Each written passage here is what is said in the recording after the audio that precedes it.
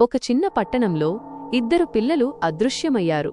వారి పేర్లు మార్టిన్ మరియు లిల్లీ. వారు తమ ఇంటి వెనుక భాగంలో ఆడుకుంటుండగా చివరిసారిగా కనిపించారు. పోలీసులు వెంటనే దర్యాప్తు ప్రారంభించారు, కాని వారికి ఎటువంటి ఆధారాలు లభించలేదు.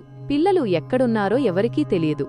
అప్పుడు పట్టణంలో భయం వ్యాపించడం ప్రారంభమైంది. తల్లిదండ్రులు తమ పిల్లలను ఇంట్లోనే ఉంచడం ప్రారంభించారు, మరియు రాత్రిపూట వీధులలో ఎవరూ లేరు. కొన్ని వారాల తరువాత స్థానిక అడవిలో ఒక జంట నడకకు వెళ్లినప్పుడు వారు చెట్టుకు ఉరితీయబడిన మార్టిన్ మరియు లిల్లీ మృతదేహాలను కనుగొన్నారు.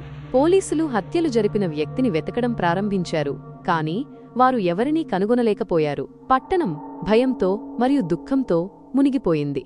అప్పుడు కొన్ని నెలల తరువాత మరో పిల్లవాడు అదృశ్యమయ్యాడు. పేరు జేమ్స్. పోలీసులు తిరిగి దర్యాప్తు ప్రారంభించారు, కాని వారికి ఎటువంటి ఆధారాలు లభించలేదు. పట్టణం భయంతో మునిగిపోయింది. ప్రతి ఒక్కరూ తమ పిల్లలు తదుపరివారు కాదా అని ఆందోళన చెందారు.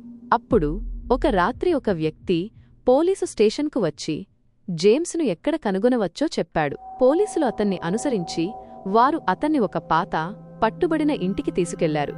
ఇంట్లో వారు జేమ్స్ మృతదేహాన్ని కనుగొన్నారు. అతను కూడా ఉరితీయబడ్డాడు. పోలీసులు వెంటనే ఇంటిని అరెస్ట్ చేసి అతన్ని హత్యలకు పాల్పడినట్లు నిర్ధారించారు.